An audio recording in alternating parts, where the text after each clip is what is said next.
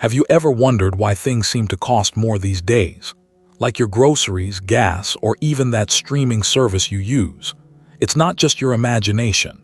It's likely due to inflation, and there's a key number economists and the media constantly talk about when discussing it: the Consumer Price Index, or CPI. Let's break down exactly what the CPI is, why it matters to you, and how it's actually calculated. So, what is the Consumer Price Index? Simply put, it's a measure of the average change over time in the prices paid by urban consumers for a basket of consumer goods and services. Think of it as a snapshot of what everyday Americans are spending their money on. It doesn't track everything. Things like investment goods aren't included. It focuses on what households buy for day-to-day living. Now, why is this relevant, especially for those of us in the US? Well, the CPI is a crucial economic indicator.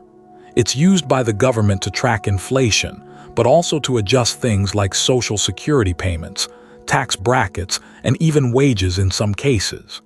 If the CPI goes up, those fixed incomes and adjustments usually go up too, helping people maintain their purchasing power. It also influences monetary policy at the Federal Reserve, impacting interest rates and the overall health of the economy. Let's get into how it actually works. The Bureau of Labor Statistics, or BLS, is the government agency responsible for calculating the CPI. They don't just walk into stores and jot down every price. It's a much more complex process.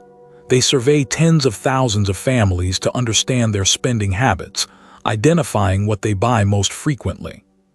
Then they create a market basket. Imagine this basket filled with things like food, housing, apparel, transportation, medical care, recreation, and education. It's not the same basket for everyone, as it's weighted to reflect the average American household spending. For example, housing usually makes up a significant portion of the basket, around a third, because people spend so much of their income on rent or mortgage payments.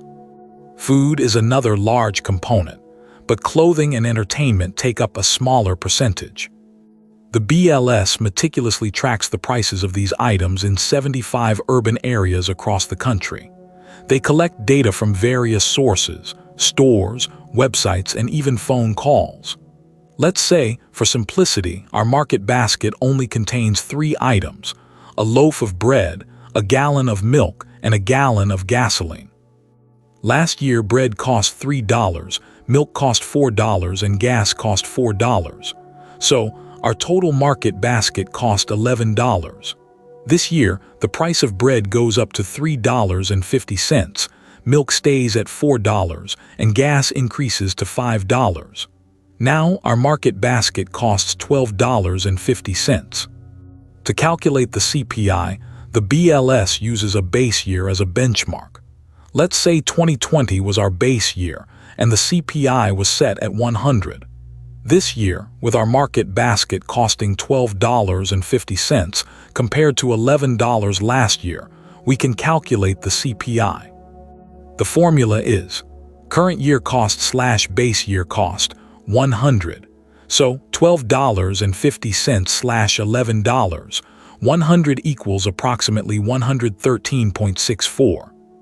This means the CPI has increased from 100 in 2020 to 113.64 this year. The inflation rate is the percentage change in the CPI. In this case, it's about 13.64%. This signifies that prices have risen by roughly 13.64% since 2020.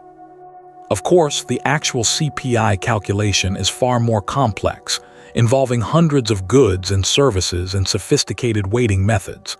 There are actually 2 main CPIs: CPI-U, which represents all urban consumers, and CPI-W, which focuses on wage and salary earners. CPI-U is the one most often cited in the media. It's important to remember that the CPI isn't perfect. It has limitations. For example, it doesn't fully capture changes in the quality of goods and services.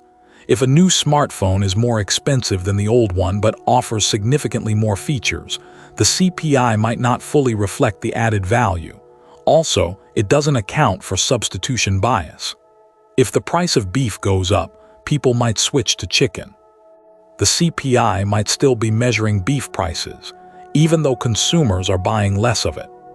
Despite these limitations, the CPI remains a vital tool for understanding inflation and its impact on the economy. When you see headlines about the CPI rising or falling, it's a signal that the cost of living is changing. It affects everything from your grocery bill to your retirement savings. So to recap, the Consumer Price Index is a measure of the average change over time in the prices paid by urban consumers for a basket of goods and services. It's calculated by the Bureau of Labor Statistics, and it's used to track inflation, adjust government payments, and influence economic policy. It's based on a representative basket of goods and services that reflects the spending habits of American households, and it's an essential indicator of the economic health of our nation. Remember, this information is for educational purposes only and should not be taken as financial advice. Always consult with a qualified financial professional before making investment decisions.